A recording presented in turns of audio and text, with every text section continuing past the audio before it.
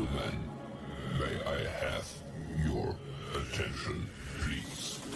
The show starts in 10, 9, 8, 7, 6, 5, 4, 3, 2, 1, go.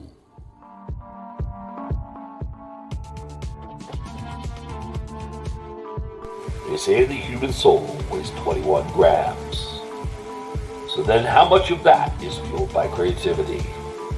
How much weight do the elements that comprise this creativity hold? This is the show that welcomes those questions, and luckily we have the guests to answer them here today. Welcome to 21 Grams.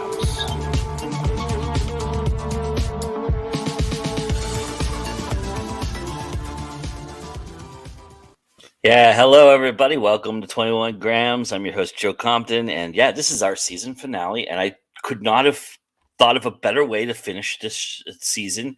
And you know, a little bit of 2021 here as we wind down the year as well with Mr. Awesome himself, Mr. Bobby Nash. That may be the first time I've ever been called that. So why don't you start, Bobby, by telling everybody a little bit about yourself so that everybody can feel how awesome you are. Okay. Wow. That's a setup. Okay. Hi, I'm Bobby. I'm an author. I write novels, comic books, various other things. In the last couple of years, I've dabbled a bit in writing some full cast audio dramas and some screenplays, which is fun. Nice, chance to try something new. But I write a lot of crime fiction, but I also dabble in other things. I've done some media tie-in work, some sci-fi, some horror, some you name it. I've probably tried it once or twice. Nice, awesome, including putting characters through wonderful situations and torturing them to no end as well. Oh yeah, put them through hell, absolutely. A writer once told me, and I wish I could remember. It was not someone they told me. Someone I read somewhere. Okay. A writer once said that this is how you could tell a writer loves their characters. The more hell they put them through, the more you know they love that character. And it's really true.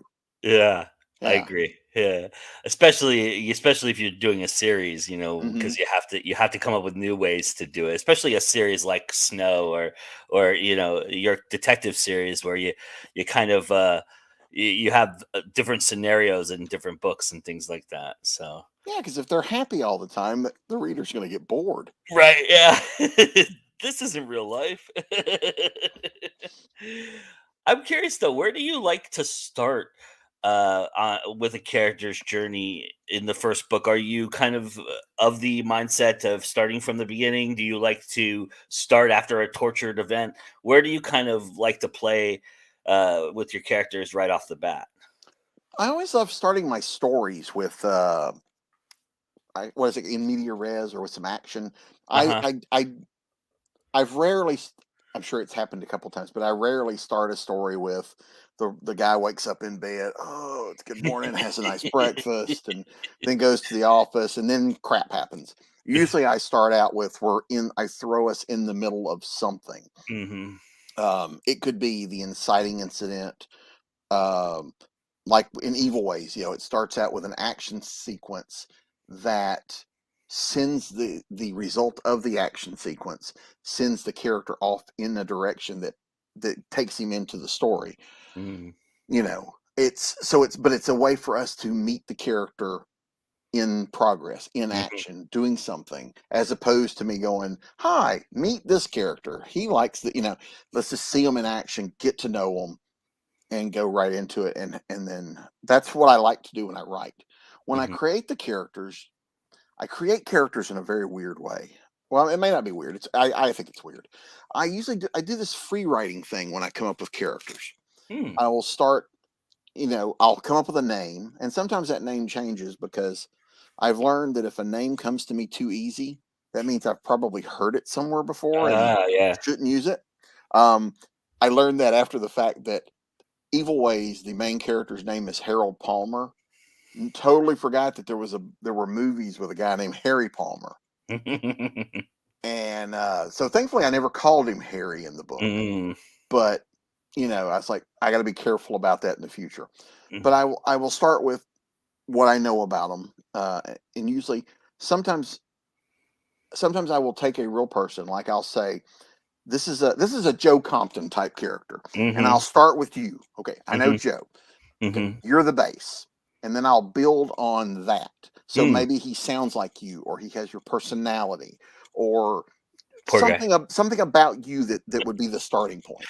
And then I can build on the character, and then the character starts to take on the life of their own as I'm going, and I'll just start free writing out, notes. This happened or that happened, or some of the stuff never makes it into the books. Just things I know about the characters. But also, it helps me get to know the characters, because sometimes in those notes, as I'm free writing, I start writing down plot things. Ooh, wouldn't it be cool if? Or, I was doing one, a friend of mine and I were co-writing a cozy mystery together. Ooh. And in the free writing process of characters, I had the one main character, there's a guy that's, that wants to date her, and he has an ulterior motive. And as I'm writing all this, I'm like, oh yeah, wouldn't it be cool if he dies in book 2? And, we haven't even sold book 1 yet. But my brain's already thinking, man, I could kill him later. So there's just a lot of that stuff that just kind of flows out of me.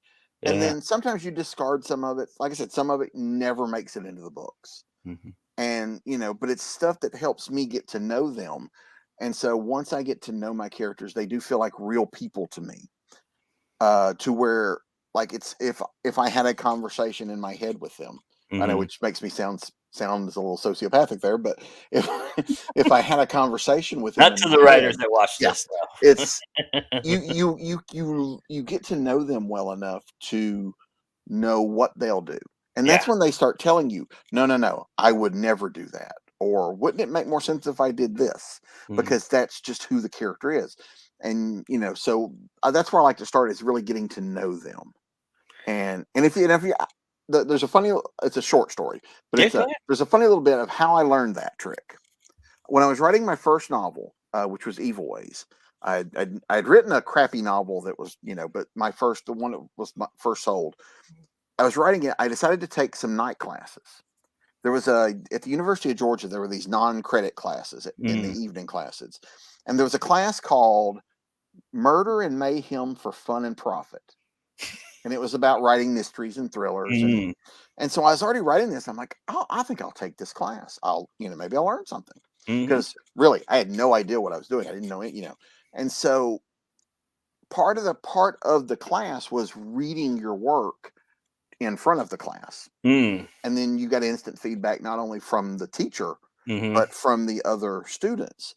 So there was a lot of feedback. So there's a scene in Evil Ways where one brother has come to town and two brothers reconnect. They haven't seen each other for years. And there's a scene where they meet and they're talking and blah, blah, blah. And I read it off, and I get a very lackluster response from the audience. It's like, you're telling us they're brothers. They don't feel like brothers. Nothing about them says we're related. Nothing about them says we're brothers.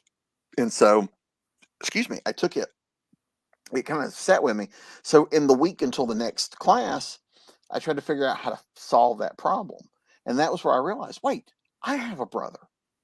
How do my brother and I react to one another? And so I gave one of the characters his personality and one of them my personality as their base, and said, okay, how would we handle this scene?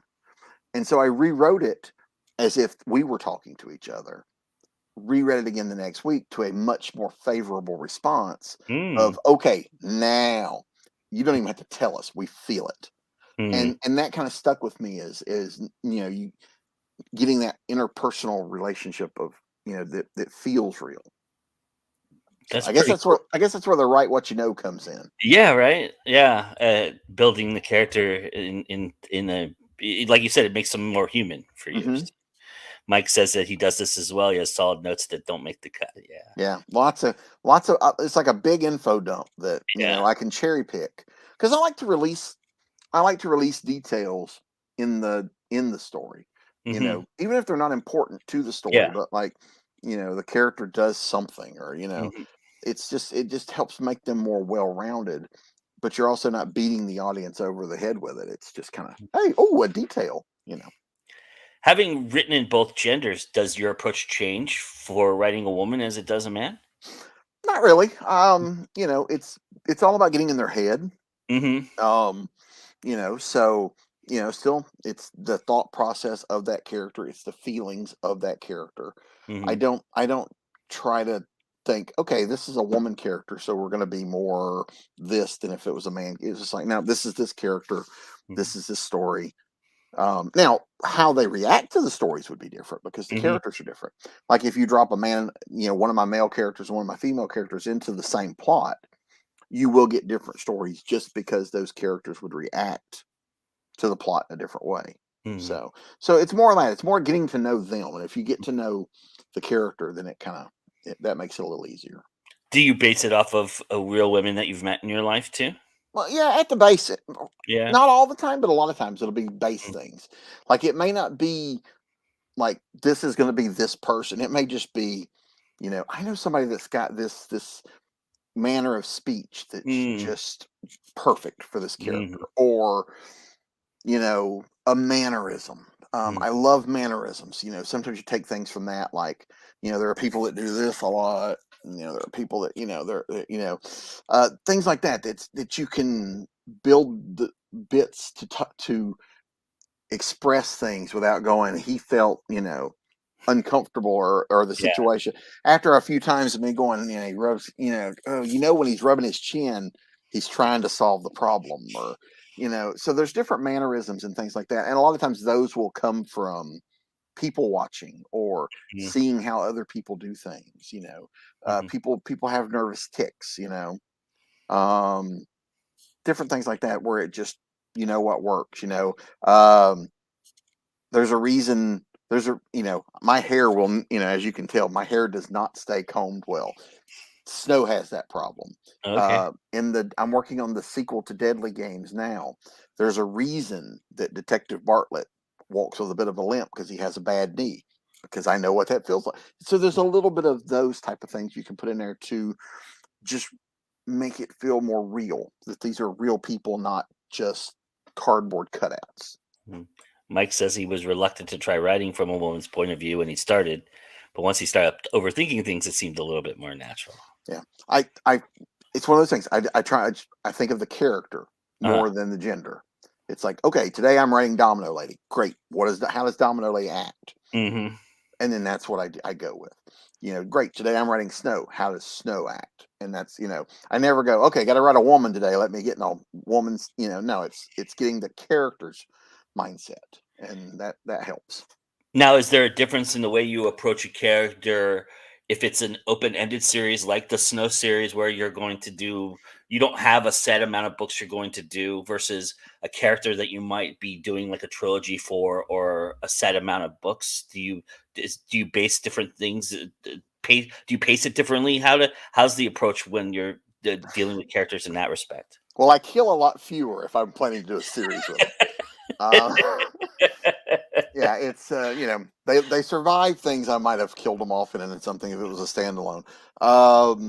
Yeah, I mean, like when I started Snow, that was started with the intention this is going to be a series. Uh-huh. So I had a loose idea of where I was going and could just kind of go from there. And I set things up.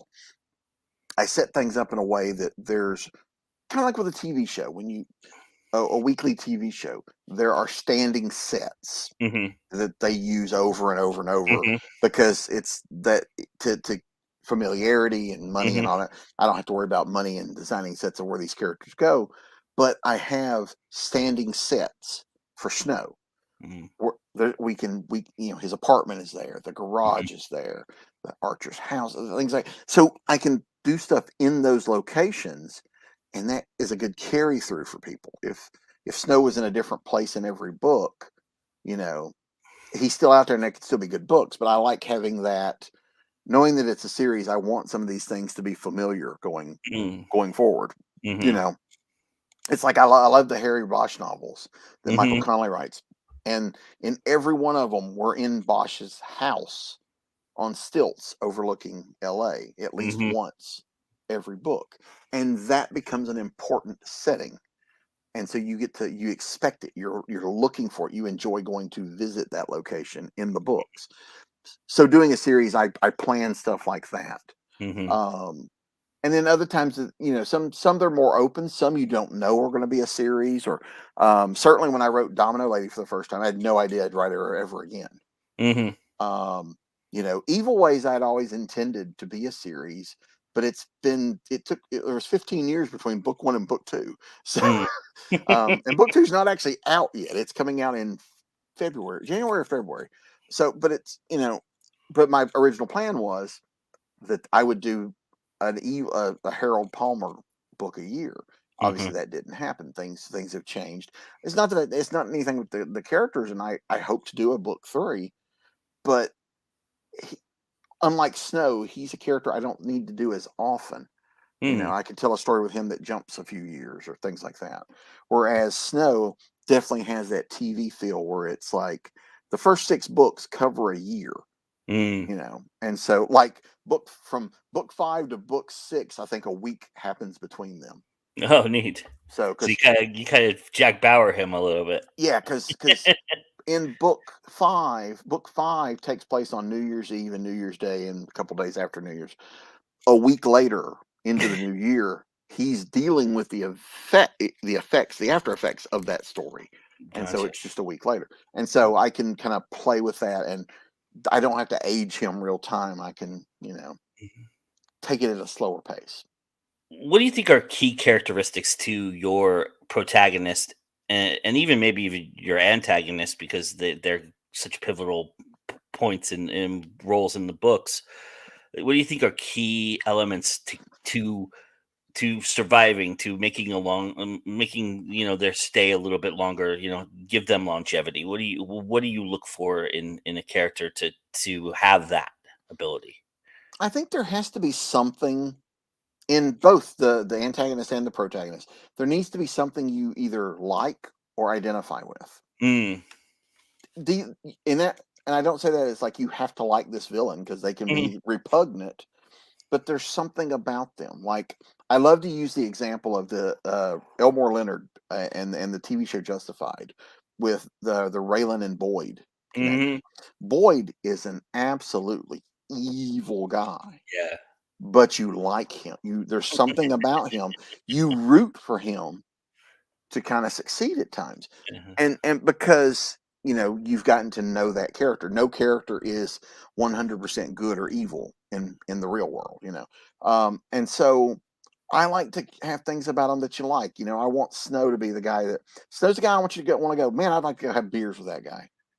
you know but also I can do things where Snow can do something that's, ooh, that's a little, Yeah. ooh, I can't believe he did that, or and you feel a little uncomfortable a bit. But it's, because in real life that happens. Yeah. And so sometimes good characters. There's a couple of examples from TV, like where good characters do something that's like, I can't believe they let that character do that, Mhm. and so it's like that. And so finding that little common something, you Mhm. know, even even Doctor Doom loved his mother. You Yeah. know, there's something that you can kind of associate with and go, oh, I get it. I understand why they're doing that. Or Mhm. if you understand the reasoning for what they're doing, they're Mm. not, they may not be evil just for the sake of being evil. They have a reason in their head why they're doing what they do. Right. And And so they if think you can, they're right. yeah, yeah. So if you can touch on that, and you can get that across where the reader kind of goes, oh, okay, I get it. You know, that I think that helps, and it makes the characters more three dimensional, and Mhm. then sometimes it kind of creates conflict inside the reader where it's like, okay, I know Snow needs to win, but damn it, I kind of want Daniela to come out of this okay. Yeah. And they both can't win. Yeah. I love Darth Vader, but really, Luke Skywalker needs to win. It's that kind of thing. But so if you have that kind of conflict of I love these characters, and and it's wonderful when they connect with people. Mhm. After the Snow series started, book 2, Snowstorm, focuses very heavily on Snow's grandfather, Archer. And I put him in I put him through hell.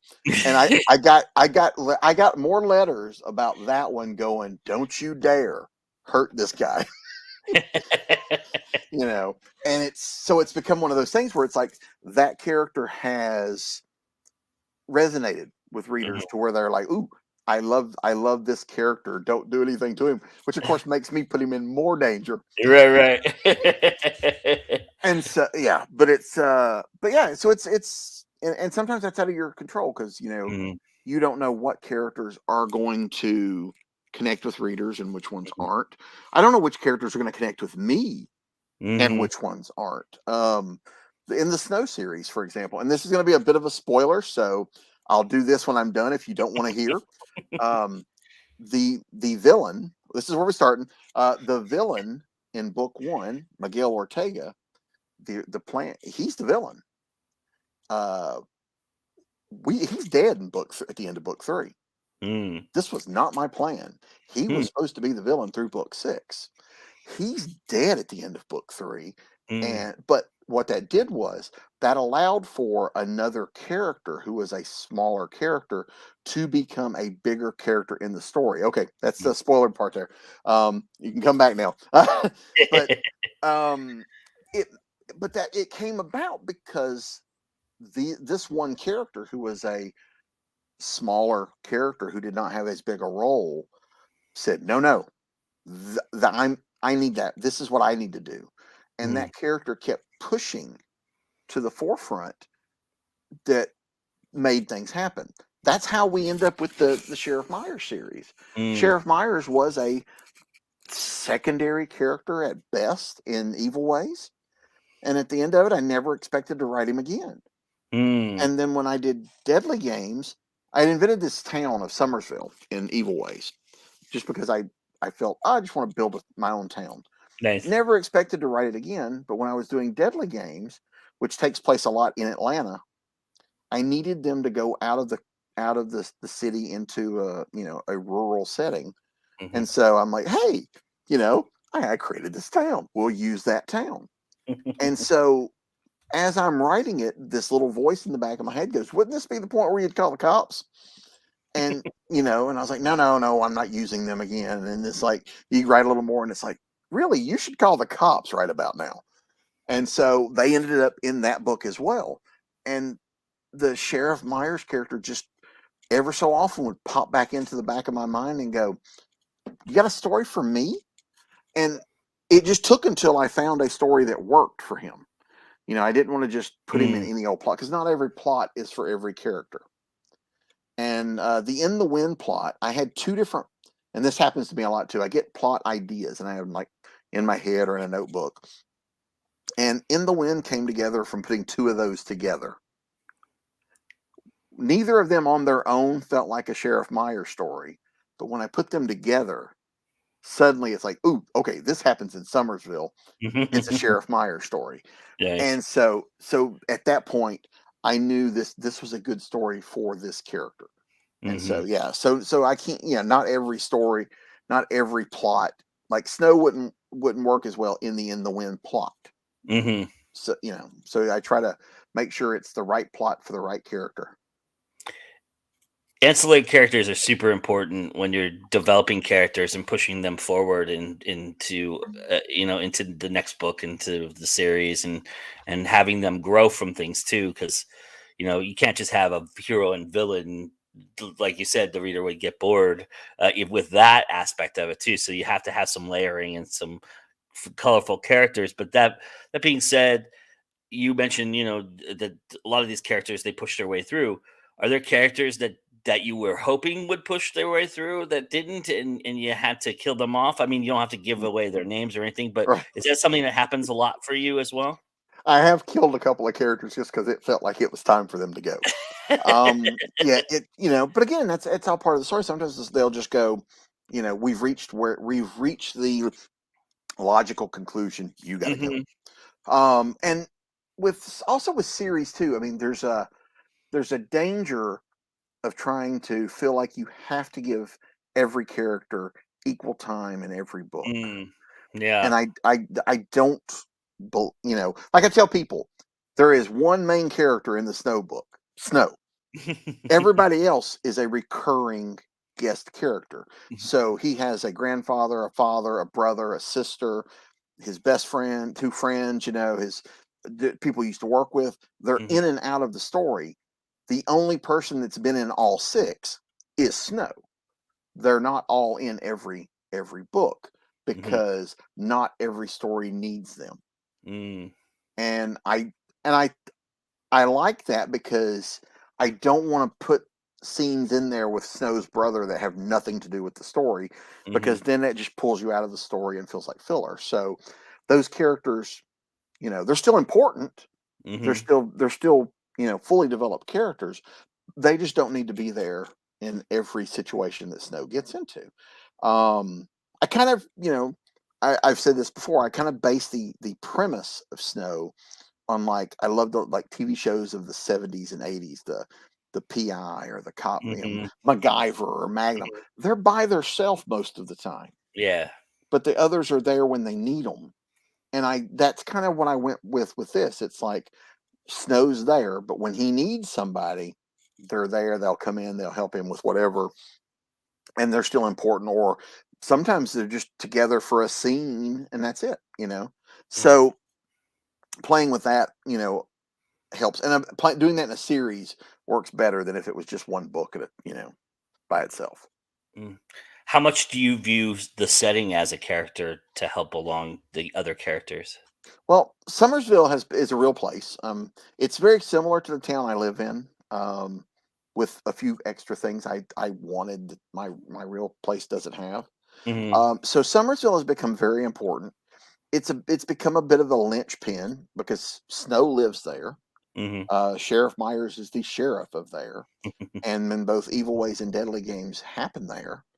And Evil Intent, when it comes out in about a month, we'll revisit it for a couple of chapters Mhm. because Harold Palmer is an FBI agent in Evil Ways and Evil Intent. His brother is the newspaper reporter in Somersville. Mm. So there's those connections. And so I've yes, I've been building up it's all a shared universe. They all live in the same universe. Mhm. My Ben books, crime books really do all live in the same universe, even if those characters never cross over. Sometimes it's just like I have a fictional president of the United States in the books Mhm. because I needed it for one thing. He's working with people who were deputy director of the FBI. Great, I've already created one of those over here. Why Yeah, create yeah. another one? We'll just use the same guy. So Mhm. those characters have crossed over to where it's the same world. If people notice that, then they go, oh, it's a little added. If they don't, then but that helps me too. It makes these characters real in seeing how they interact, and Mhm. they may cross over. um you know there's actually, that has happened, not with the main characters but more with the secondary characters. Mhm. Like I mentioned, Sheriff Myers was in two books and now he's in his Right. own two books. um Mac, from the Snow books, is in the Wind. Mm. There is a in the Wind. We're also introduced to a uh, deputy U.S. Marshal, William Teague, who appears in Evil Intent. Evil Intent was written first, but In the Wind came out first. But he's there, and he will show up in a Snow book because in the Wind, him and Mac are together, Okay. working together. And so there's a upcoming Snow book where he's going to call Mac in to help him with a problem, and Snow gets involved. And so it is an interwoven kind of. Mhm. It's the Bobby literary universe, I guess. I don't. It's the universe of Somerville, so, Exactly. So I keep threatening people that one day I'm going to get to a point where I'm going to do this big, full length, really thick novel. It's a team up of all the main guys. So Your own Justice League. exactly, yes. You know, you mentioned how you accelerate timelines in the snow books a little bit, and just oftentimes it coincides one into the next in times of time.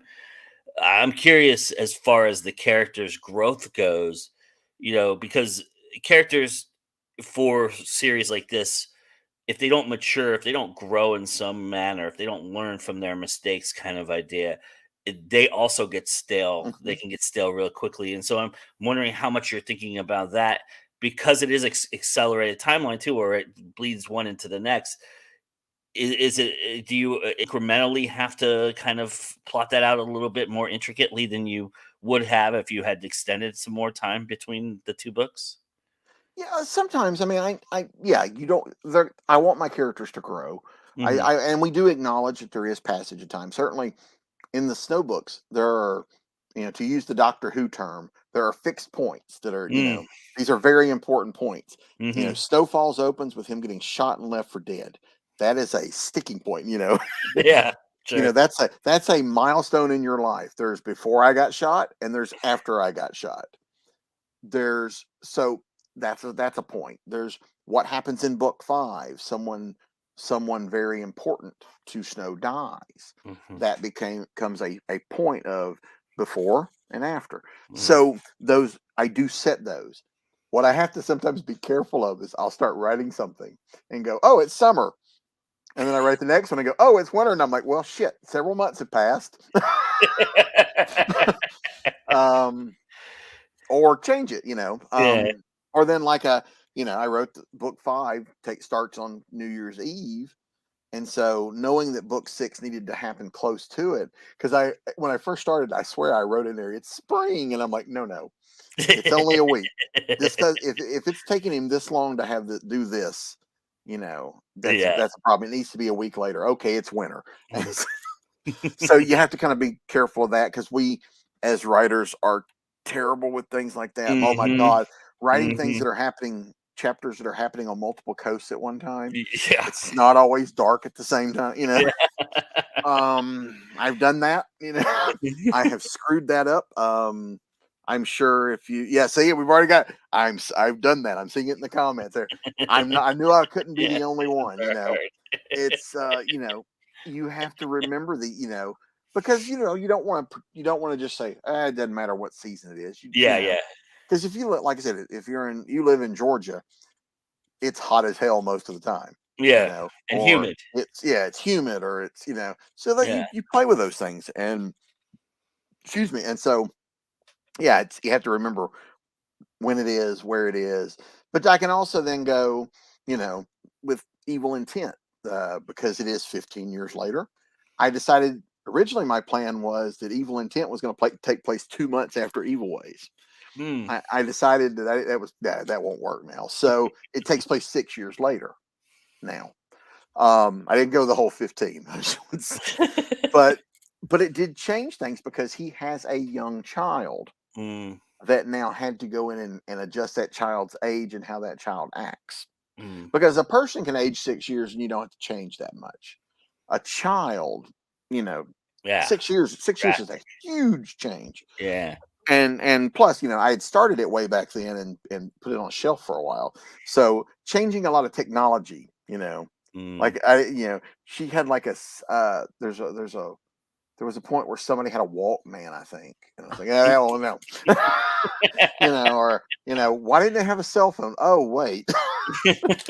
So there was changes like that I made. And so yeah, so things like that. But in that instance too, the change helped in one respect, because at the end of Evil Ways, something does happen to Harold that Mm. I wanted he's dealing with in Evil Intent. Now, in the original, he would have just been dealing with it a couple months later. Now, 6 years have passed, and there's still a residual. He's dealing with these anxieties based on what happened to him. Really showed us that this is a long term effect of the problem that he solved. So it allowed me to play with things that I might not have played with before. So Mm. yeah. So Yeah. yeah, but again, it all comes back to the character telling you what they'll do and what they won't do. Nice. All right, you ready to I do?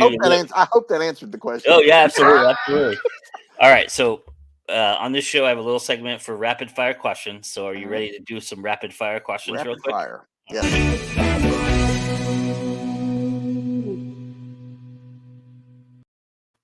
Character that you agonized over killing at first, but then ultimately saved. Oh, okay. In Evil Intent, which is not out yet, I did almost kill Agent Palmer's brother. Hmm. I didn't want to, and I found a way to talk it out so it didn't happen. But ideally, it was like, really, this is where he would die. But Nice. I found a way to let him live. Okay, character that surprised you the most in their growth in anything. Archer Snow. I've Okay. been quite surprised by the reaction to the character and how much fun I have writing him, Mm. because he is that he's the exact opposite. He's the grandfather I wish I'd had, Oh, nice. if that makes sense. He's Sure. and so I love that. And yeah, he what could have been a one note character has grown into multi layers. Nice. Okay, character trait you actively avoid when creating a character. Okay. I unless it comes out organically, I very rarely start with, I'm not worried about people's politics, their religion, or their sex lives, unless it's important to the plot. Or sometimes those things come out in the telling of the story, Mm. but I very rarely start there. And I don't go, okay, this is going to be a Bible thumping whatever, or whatever. This is going to be a sex craze. I Mm. don't start there. Mm. Sometimes those things happen just gradually. Nice. Okay, location or situation where you either tried to put your character in and it failed, or you've thought about it and haven't written one yet. Okay. Yeah. Well, like I said, the original idea that I was trying to find the story for Sheriff Myers, and Hmm. several plots I had just did not work, because they just didn't feel like they were the kind of story that the character would be involved in. So Nice. yeah, Character most like you. Harold Palmer, because like I said, I gave one my brother's personality and one mine. Harold got mine. His brother Franklin, the newspaper reporter, got my brother's. So yeah, so there's a lot of me in Harold. Okay, character least like you. Ooh, Domino Lady. I didn't create her, but she's nothing like me, because there's a little bit of me in all the ones I create. Uh-huh. But she's I'm now all of them, are these heroes who do heroic things that I don't do. So, All right. So I want you to complete this sentence for me. The best mysteries are. uh, ooh, in terms of like writing them, I like them fair. The Okay. best mysteries are fair. I want my readers, when the solution is presented, I want my reader to go, "Oh, I remember reading that." Mm, It irks me in books, in TV, they've got the killer or the villain or whatever, and they go, "We found this piece of evidence in your apartment." And I'm like, "Wait, we never went to their apartment." And it mm, happens off screen or between chapters. That's not fair. You've not given your audience a chance to solve the problem. I want them to play fair. I want them to get to the end and go, "Oh, that's what that meant." mm. So, yeah. Well, what's more difficult for you? And we're done with rapid fire, so you can Okay. pontificate all you want. What's more difficult for you in terms of character development? Is it leading a character to their death or leading them to grow further on? Which one do you think you wrestle with more? That's a good one. I do like to have my characters grow. So I Hmm. don't think I wrestle with that, but I do wrestle with sometimes how they respond to things. Mm, Um, because they don't always respond, I want them, like I said, I want them to feel, like real people. So hmm. sometimes they respond to stress in not, heroic terms. Hmm. Snow, for example, is a leap before he thinks about things. He leaps before he looks. This gets him into a lot of trouble. Um, I he'll grow out of that. He's learned a few things, Mhm. since getting shot in the chest really is an eye opener. I would imagine, yes. Yeah, it does open your eyes to like, oh, I should probably be a little more careful. But excuse me, he doesn't. Yeah. Excuse me. Sorry. It's nothing about like being on a podcast that makes me want to belch. It's terrible. No problem. But he does tend to leap into problems, and because of this shrapnel next to his heart, there's certain things he shouldn't be doing, but he does them anyway, and it does sometimes cause problems. His Mhm, doctors have told him, in the book, mhm, it's not that this will one day, he's like, could this kill me? He's like, no, it's not that it might kill you. One day this is going to kill you.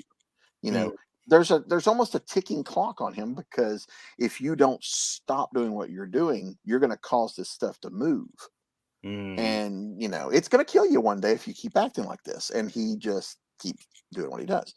Whereas, Sheriff Myers, this is his job. He goes about his job. But there's a scene in Such a Night, the second book, where a guy comes after someone, and he's getting in the way, mhm. and the guy like punches him and knocks him down, and he does not like hop up and go, don't do that. He hops up fighting mad, and which is what I would do if someone punched me in the face. Right, right, yeah. So there's different, those shades of, because we've seen movies like that where the hero takes a punch, he goes, I'll let you have that one, but Yeah, it's like, yeah. no, no, no, I'm hitting you back. So I want the characters to kind of have those kind of things. But yeah, some are smarter than others. And sometimes I have them acknowledge it. Oh, this is stupid, but I'm Mhm. doing it anyway. Yeah. This is a bad idea. I shouldn't be doing this. Okay, click, click, let's go. How important is authenticity to you being in a modern setting? Do you feel like it is the thing that really your characters react to and shape? Having those little nuances that a sheriff would know, or Mhm. that a small town would have. Are those the little things that matter for character development often? I think so. I try to do it. I try to be as authentic as possible. Hmm. That said, I'm not writing a documentary. Yeah. Or a So, history book. right, sometimes we do shortcuts of things in fiction just to keep the story moving. Hmm. Uh, any book or movie or TV where there's a trial. Hmm. Trials are always cut up in different, not real. Yeah. Nobody, you don't go to trial that fast. But Yeah, yeah. in literature, we don't want to go, okay, 6 months later, you know, you try to keep, you want to keep the Even story 6 flowing. months is fast, but Yeah, yeah, so you try to, there are shortcuts sometimes you take that way. yeah. Certainly, I got my DNA test back a lot quicker than it needed to be, or I got, or but there's different things you can play with. There are tropes. I love the fact that when I'm writing the Sheriff Myers books, Summersville is a small town, Mhm, and when in Evil Ways it was a really small town. mhm, Now it's a growing town, because the town I live in grew, and there's all this business and infrastructure coming in, which I allude to in Evil Ways, that they're trying to get it mm, in there. Well, now it's here, and so mhm, the town has now become a city. They've incorporated, become a city. So now there's local cops handling downtown. The mm, sheriff's department has grown. They're dealing with that, but they're dealing with the county, and we have this undeveloped part of the county, which is just the Wild West. mhm, There's dirt roads, and there's people out there that haven't paid taxes or had an address in 50 years, and that mhm, kind of stuff. So a lot of crime happens out there because it's out. It's not, mhm, and so I like playing with those things. And so, but there are shortcuts you can have of the small town sheriff knows people. mm, So like it could be like, okay, this happened. What criminal do I know in town would either know something or did it? And they'll mm, go ask them. And it's not this, as opposed to like, you go up, you go police, and they run. It's like you go up and you go, so there was a robbery last night. I know you like to steal shit. Did you do it? Not me, buddy. I was, and so there are those bits because these people know each other. Mm-hmm. I remember, I remember once when I was a teenager, I worked in a fast food restaurant, and so we had the cops were in all the time. Because we would feed them for free, Uh-huh. and so so you get to know these guys, and and they're telling stories and all this, and I because I was in the process of writing Evil Ways at the time, and I asked one of them a question about what happens if somebody does something and you have to go after them and they get away. They're faster than you, or how long do you chase them? How what because you see that in shows sometimes, and it's like they run around the corner and the cop just goes, oh, they got away, and I was like, you can still see them. And he's like we only give it so much because we live in this small town. Yeah. I'm gonna see them again. Yeah. It's not like I'm gonna see them next time and forget I was Yeah, chasing yeah. them for robbing a liquor store. So sometimes it's like that. It's like but there's that familiarity of they know these people, Mm-hmm. and so we can play with that. It's like sometimes it's like, oh, it's the criminal we know. Let's go talk to this criminal, and even though it's the cop and the criminal, there can sometimes be friendship type things Mm-hmm. there, or familiarity. If you just go talk to this guy and goes, if I find out you did, I'm gonna put your butt in jail. I swear it wasn't me, Sheriff. Okay, and off he goes. And so that's fun to play with too, and that's the difference of the small town stories as Mm-hmm. opposed to like Evil Ways, which takes place in Washington D.C., or Mm-hmm. that kind of stuff, or Evil Intent, which takes place in Washington D.C.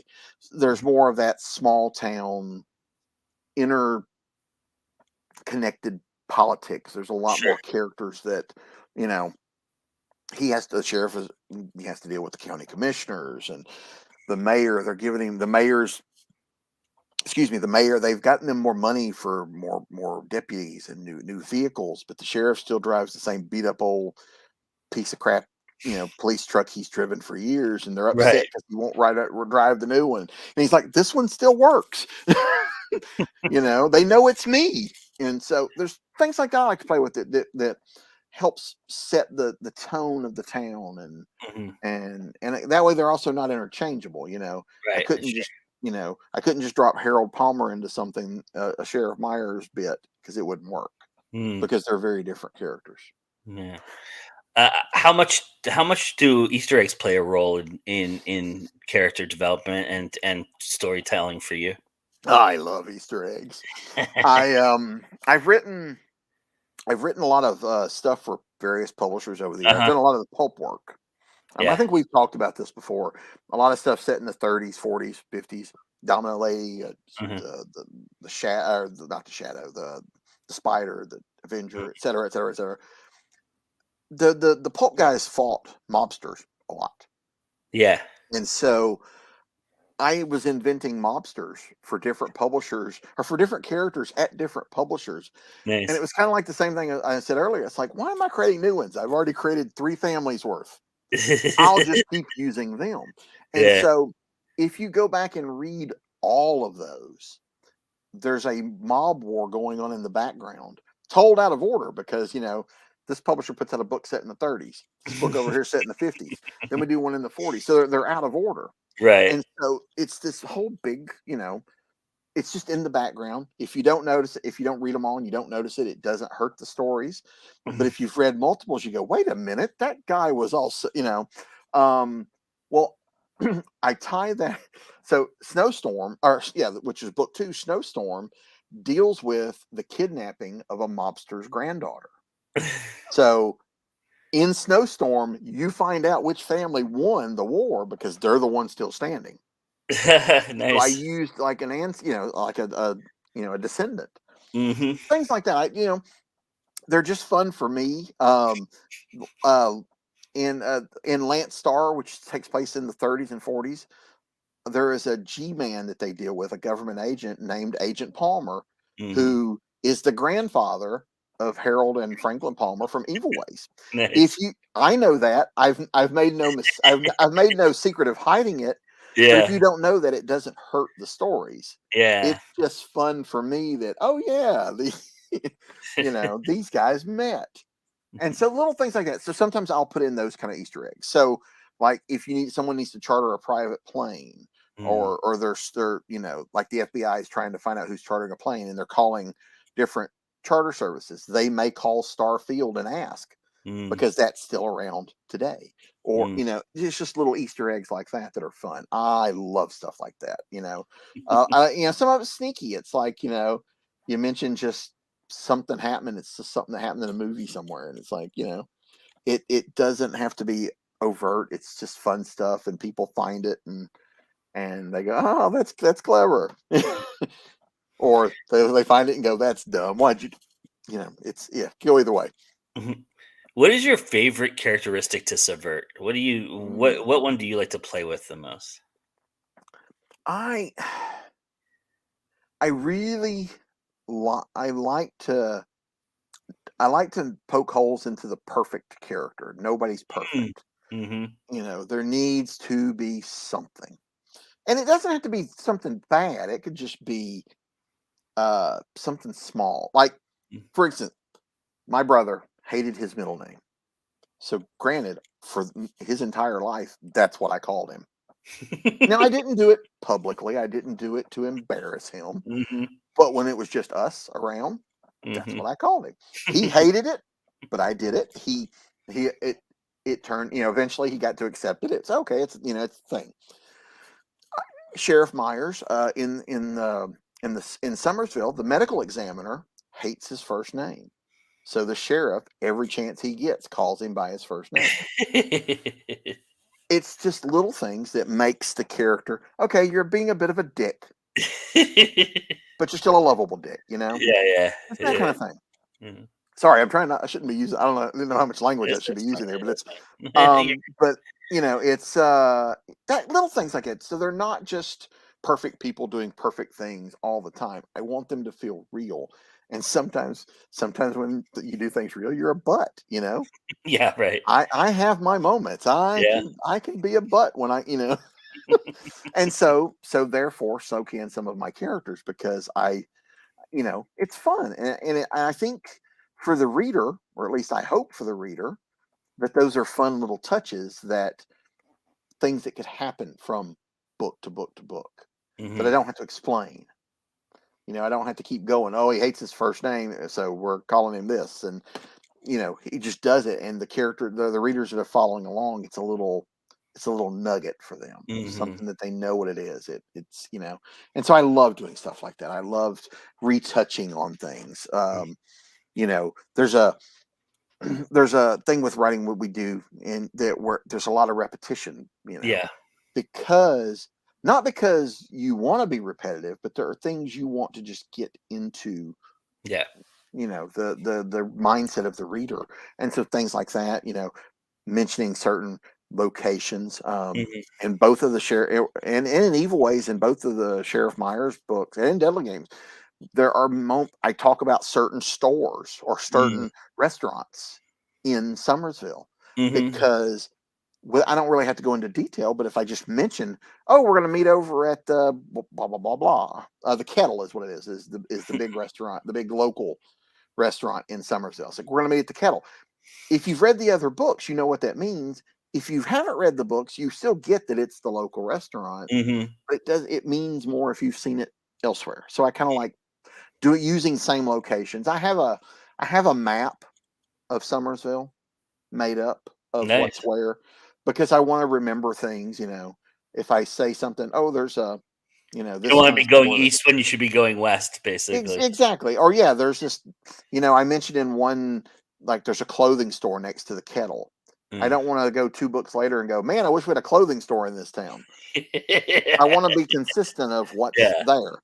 And gotcha. so yeah, so having the town feel real and authentic, I think helps, and just yeah, allows it to feel real to the audience, and they don't think I'm making stuff up as I go along, which most of the time I am. Mm. So this last bit, I like to give the author the opportunity to talk about the series and these wonderful characters you've created. Tell everybody, walk people through the various things that you've created that we've been talking about tonight that they can go and take a look at. Okay. I'm surprised when we were talking about series. I'm like, well, I don't do a lot, but then I got to looking. I do quite a number of characters Yeah, I revisit. Because my first thought was just these two, Snow yeah, and yeah. the Wind. Because even though there's only one book out of each so far, I do plan. I think of Evil Ways and Deadly Games. Uh-huh. There are sequels coming. Hmm.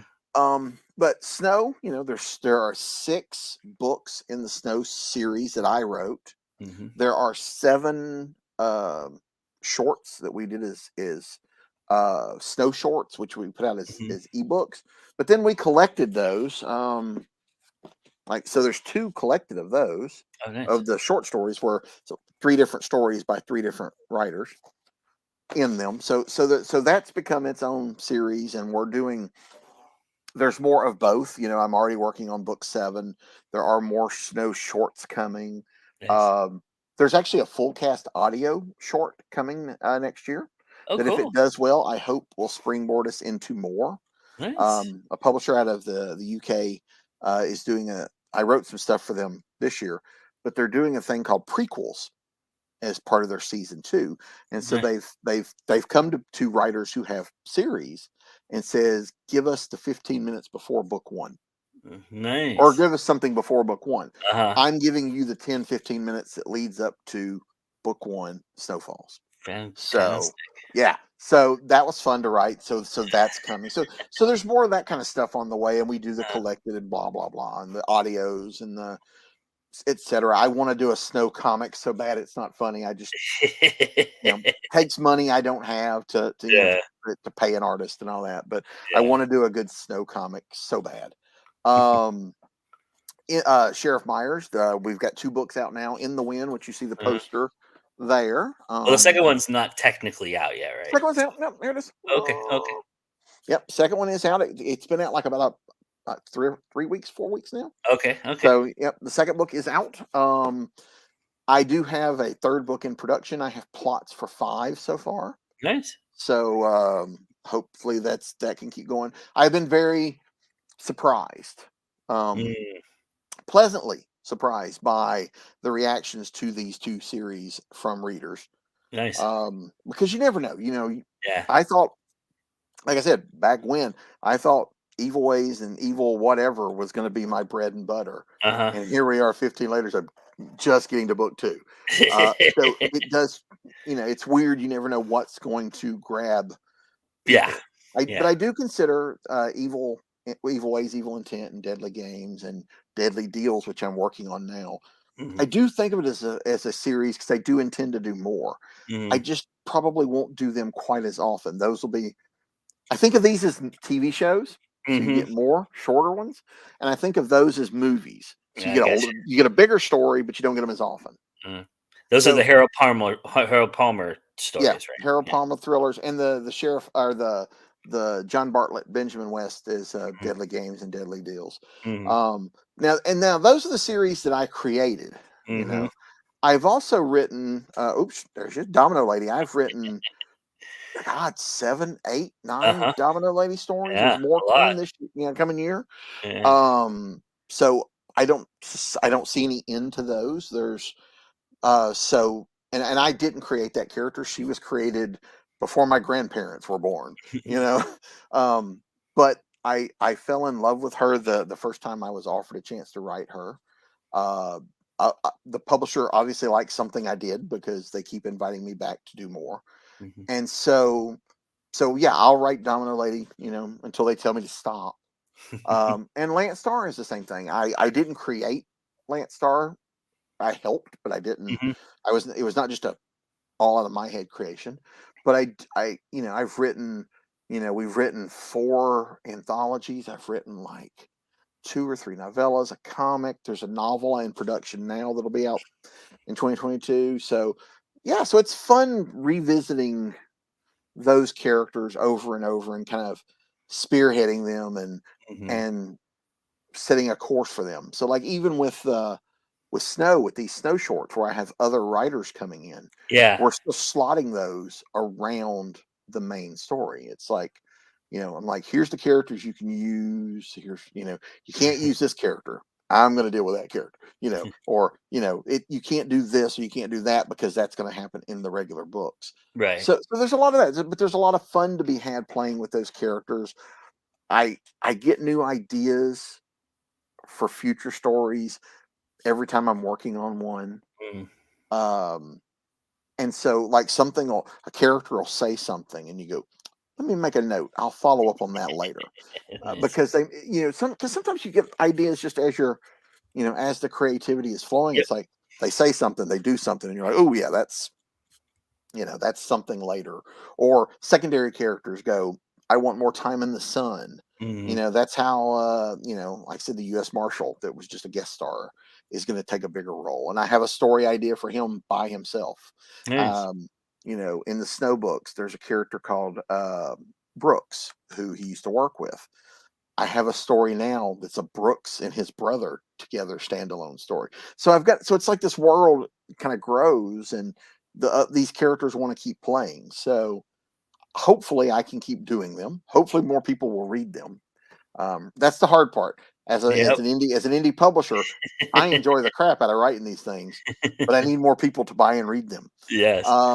So to make it worth. Let's tell everybody where they can go and get those. Oh, okay. Where Well, everything's at Amazon. yeah. Obviously, Amazon's the biggie. I do have a store where you can buy autographed paperbacks from me. Nice.